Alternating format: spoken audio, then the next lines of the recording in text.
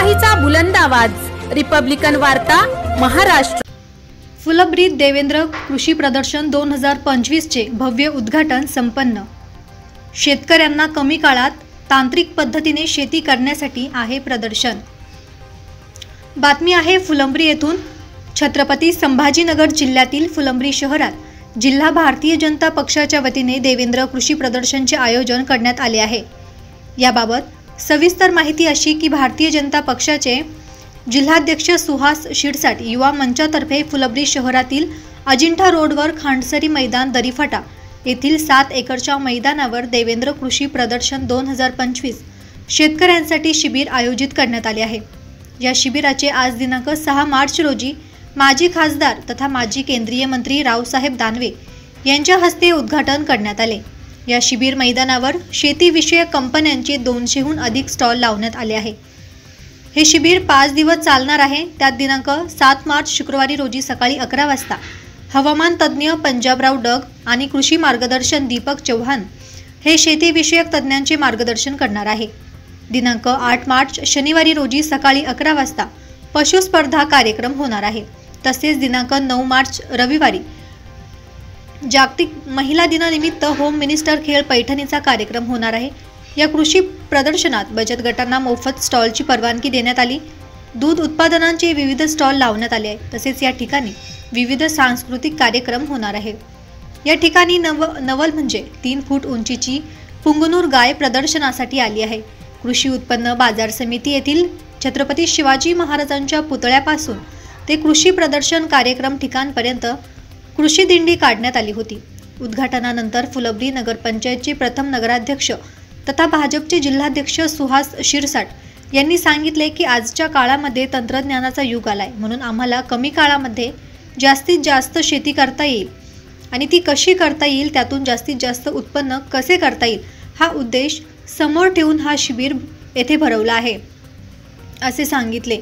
या उद्घाटनाप्रसंगी कार्यक्रमात छत्रपती संभाजी जिल्ह्यातील भाजपचे सर्व पदाधिकारी, कार्यकर्ते आणि शेतकरी मोठ्या संख्येने उपस्थित होते। वेळेस आपल्या सरकारच्या योजना असतात। मागच्या वेळेस 2015 ते 14 ते 19 पर्यंत फडणवीस साहेब सीएम असताना राज्यामध्ये ज्या ज्या शेतकऱ्याला आपला माल सारं ठेवायचा असेल तर पणन मंडळामार्फत बाजार समितीमार्फत जवळपास शेतकऱ्याला उपलब्ध करून दिलं। आता आपण मागच्या वर्षी तुरीचे रेट असेल ह्या वर्षी पडले, पण सीझन मध्ये 7,000 रुपये होते। शेतकऱ्याच्या गरजा असतात, त्यांना विकावं लागतं। तोच माल भविष्यामध्ये 2-3 महिन्यानंतर 10,000 लोक तूर गेली आणि ह्या वर्षी थोडा उत्पादन जास्त झालं। तुरीचे बंपर उत्पादन आहे, सोयाबीनचं तर मागच्या वर्षीच खूप मोठ्या प्रमाणात स्टॉक आहे। पण शेवटी उत्पादन वाढलं की बाजारभाव त्या ठिकाणी कमी होत असतात। याला कुठलाही जरी ब्रह्मदेव जरी असला तर हे तारू शकत नाही। म्हणून ह्या क्षेत्रामध्ये दादा सांगतील आकडेवारी, ह्या 10 वर्षाच्या काळामध्ये शासनाने मोठ्या प्रमाणात गुंतवणूक केली आणि गुंतवणूक केल्यामुळे आता आपल्याला जे नवीन प्रयोग पाहायला मिळतात। अनेक योजनाला या ठिकाणी सबसिडी देते। आपण मागच्या काही वर्षापूर्वी जलयुक्त शिवाराची योजना या ठिकाणी आली होती आणि जलयुक्त शिवार म्हणजे काय हे आम्हाला कुणालाच माहित नव्हतं। दादा आपण काही आमदारांना आणि काही संस्थांना आपण सुचवलं आणि या फुलंब्रीकरांच्या सेवेमध्ये त्यांना या ठिकाणी पाठवलं आणि त्यांच्या माध्यमातून खऱ्या अर्थानं जलयुक्त शिवार या गावामध्ये राबवलं गेलं आणि ती प्रेरणा खऱ्या अर्थानं तुम्ही दिली। तुम्ही ते आम्हाला दाखवलं की जलयुक्त शिवार कशा पद्धतीचं काम केलं पाहिजे हे तुम्ही त्या ठिकाणी सुचवलं।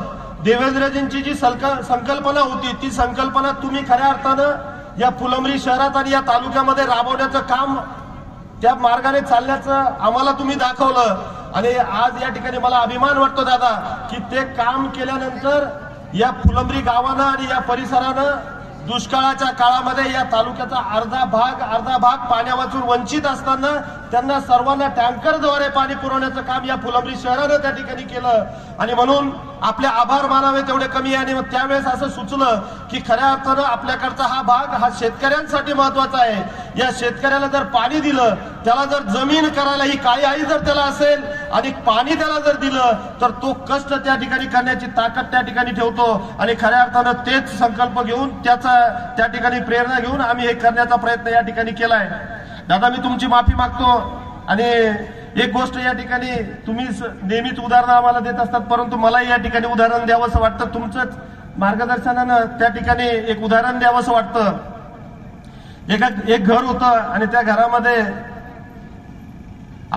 घरामध्ये मग टॉयलेट जाम झाल्यानंतर आपल्या सर्वांनाच माहिती काय परिस्थिती होते. घरामध्ये थांबावंसं वाटत नाही, घराच्या बाहेर पडावंसं वाटतं. आणि मग तिथल्या एका महिलेनं, त्या घरातल्या महिलेनं प्लंबरला बोलवलं आणि प्लंबरला सांगितलं की हे असं असं झालेलं आहे आणि हे तुला काम करायचंय. प्लंबर त्या ठिकाणी आला. प्लंबरने एक 5-10 मिनिटांमध्येच ते काम केलं आणि ते टॉयलेटचे सगळे वॉल मोकळे झाले आणि तो वासही त्या ठिकाणून निघून गेला. मग त्याला पेमेंट देण्याचा विषय त्या ठिकाणी आला. तो पेमेंट देत असताना त्यांनी सांगितलं की माझे जे काय मी 10-15 मिनिटं काम केलं त्याचे 500 रुपये त्या ठिकाणी झाले. त्या भगिनीला त्या ठिकाणी वाटलं, 60-70 वर्षाची ती भगिनी असेल, त्यांना असं वाटलं की एक 10 ते 15 मिनिटं यांनी काम केलं आणि 10-15 मिनिटाचे 500 रुपये द्यायचे कसे, म्हणून थोडंसं डोकं लावायला लागले. तितक्यात त्यांच्या सासूबाई त्या ठिकाणी होत्या. काकू तुमच्या वयामधल्या असतील. त्यांच्या सासूबाई त्या ठिकाणी होत्या आणि त्यांनी बघितलं, त्या तिथं आल्या. मग त्यांनी हे काय चाललं म्हणून त्यांनी थोडंसं विचारलं तर ते असं असं झालं आणि हे 500 रुपये मागतोय म्हणून त्या सुनेनं सांगितलं. मग त्या सासूबाई त्या ठिकाणी म्हटल्या, फक्त 15 मिनिटं काम केलं एवढं तर मी दिवसभरापूर्वी आम्ही दिवसभर शेतामध्ये काम करत होतो आणि आम्हाला त्या ठिकाणी 100 रुपये 200 रुपये रोज त्या ठिकाणी मिळत होता. याला 15 मिनिटाचे 500 रुपये द्यायचे कसे. मग त्या म्हटल्या, हे 500 रुपयाने याला फक्त 50 रुपये दे. 50 रुपयाचंच काम झालं. तितक्यामध्ये शिकलेला मुलगा त्या ठिकाणी होता त्या घरातला, म्हणजे त्या सासूबाईंचा नातू आणि सुनबाईंचा मुलगा. तो थोडा शिकलेला होता. तो त्या ठिकाणी आला आणि त्यांनी बघितलं हे आईचं आणि आजीचं काहीतरी वाद या प्लंबरशी चालू आहे आणि म्हणून त्यांनी विचारलं झालं काय. तो त्या ठिकाणी आल्यानंतर त्यांनी हे सगळं बघितलं. त्यांनी सांगितलं, हे सर्व घटना त्याला सांगितली आणि मग त्यांना सांगितलं की याला 50ही देऊ नका आणि 500 देऊ नका, याला 500 रुपये त्याचं मानधन द्या आणि 50 रुपये त्याला आणखी टीप द्या, म्हणजे 550 रुपये त्याला द्या, असं त्या मुलांनी सांगितलं. आणि हे का सांगितलं तर त्यांनी हे सांगितलं की आजच्या काळामध्ये तंत्रज्ञानाचं युग आलंय, तांत्रिक गोष्टी डोकं जो चालवेल त्याचं युग आलंय. मग तो किती वेळ काम करतो याला महत्व नाहीये, पण कमी वेळात जर जास्त तो काम करू शकत असेल तर त्याला त्याचं मानधन त्या ठिकाणी मिळालं पाहिजे. आणि म्हणून आज हे तंत्रज्ञानाचं युग या ठिकाणी आलंय. म्हणून मला या ठिकाणी सांगायचंय की कमी काळामध्ये आपल्याला तांत्रिक शेती कशी करता येईल आणि त्यातून जास्तीत जास्त उत्पन्न कसं काढता येईल हा उद्देश या ठिकाणी आपण या ठिकाणी ठेवलाय आणि त्या उद्देशाने आपण हे शिबिर या ठिकाणी भरवलंय. माझी अपेक्षा आहे की आपण सर्वांनी हे शिबिर बघत असताना पुढच्या 5 दिवसामध्ये ही सेवा देण्याचं काम आपण या ठिकाणी करत आहोत. पुढच्या 5 दिवसाच्या काळामध्ये आपल्या भागातील हे तंत्रज्ञान आपल्या भागात आणण्याचा प्रयत्न आपण या ठिकाणी केलाय आणि त्याच्या सोबत आपण सर्वच म्हणत असतो की याला पैसे. रिपब्लिकन वार्ता Maharashtra वृत्तवाहिनीसाठी Aurangabad Marathwada उपसंपादक Akbar Shah. Subscribe now and press the bell icon. Never miss an update.